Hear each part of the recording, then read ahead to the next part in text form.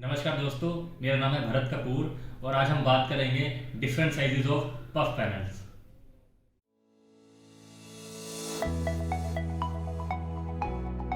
Audio Jungle.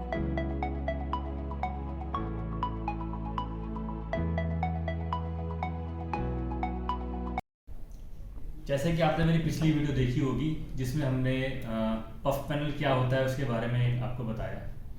अब हम बात करते हैं कि जो हमारे वॉल पैनल्स हैं ये किस किस थिकनेसेस में आते हैं और ऐसा क्यों। सबसे पहला जो वॉल पैनल्स की हम बात करते हैं, वॉल पैनल की जो थिकनेस है वो 40 mm से स्टार्ट होती है। यानी 40 mm का पैनल जिसके दोनों तरफ पीछे शीट होती है और बीच में पफ का इंसुलेशन होता है।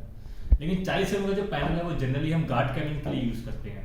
जो आपने देखा होगा सिक्योरिटी गार्ड कैबिन्स कंपनी के बाहर या घरों के बाहर रखे जाते हैं, उसमें हम 40 mm का पैनल इस्तेमाल करते हैं। उसके बाद जो थिकनेस आती है वो आती है 50 mm की थिकनेस। इसमें क्या होता है कि 10 mm का इंसुलेशन और बढ़ जाता है और 50 mm के पैनल को हम पोटा कैबिन्स वगैरह में starting as a starting panel use करते हैं, कम से कम 50 mm थिकनेस यानी कि 2 इंच।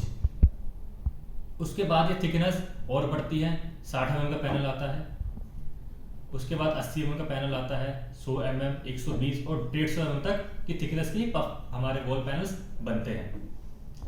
अब 50 और 60 mm के थिकनेस के जो पैनल है वो जनरली हम पोटा कैबिन्स वगैरह में स्टडी रूम, सर्वेंट रूम या कहीं पे ऑफिस बनाना है या किसी की छत पे रूम बनाना है, कोई हाउस बनाना है, उसमें इस्तेमाल करते हैं।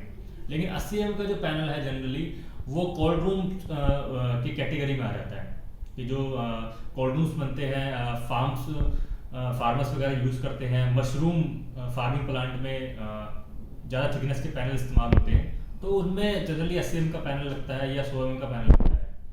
Reason is higher the insulation, higher the heat resistance. यानी कि जितना पैनल का थिकनेस हमारा रहेगा, पफ का थिकनेस रहेगा, उतना ही ज़्यादा हमारा हीट रेजिस्टेंस रहेगा। गर्मियों के टाइम पे जनरली क्या होता है कि बाहर का टेम्परेचर बहुत ज़्यादा होता है और अंदर कोल्ड रूम में हमारा एसी यूनिट लगा होता है जो उसको ठंडा रखता है। जो भी इसके अंदर फार्मिंग हो रही है उस अंदर के प्रोडक्ट्स को ठंडा रखता है। तो अगर हमारा पफ का इंसुलेशन ज़्यादा होगा तो उतना ही हमारा जो एसी है वो कम चलेगा, यानी कि बिजली का जो कंजप्शन है वो कम होगा और अंदर कूलिंग मेंटेन रहेगी। इसलिए जो है वॉल का जो थिकनेस होता है कोल्ड रूम्स वगैरह में ज़्यादा लिया जाता है। ये है हमारा 50 mm थिकनेस का वॉल पैनल। ये है 80 mm थिकनेस का वॉल पैनल, जिसमें हमारा बीच का जो पफ का इंसुलेशन है वो उसकी थिकनेस बढ़ गई है। तीसरा आता है हमारा 100 mm थिकनेस का वॉल पैनल। वॉल पैनल की थिकनेस के बाद अब हम बात करते हैं रूफ पैनल के डिफरेंट साइजेस की। सबसे पहले स्टार्टिंग का जो साइज होता है वो होता है 30-60, यानी कि 30 mm प्लस 30 mm 60 mm का रूफ पैनल। जैसे कि आपको मैंने पिछली वीडियो में भी आपको इसके बारे में मैंने बताया है।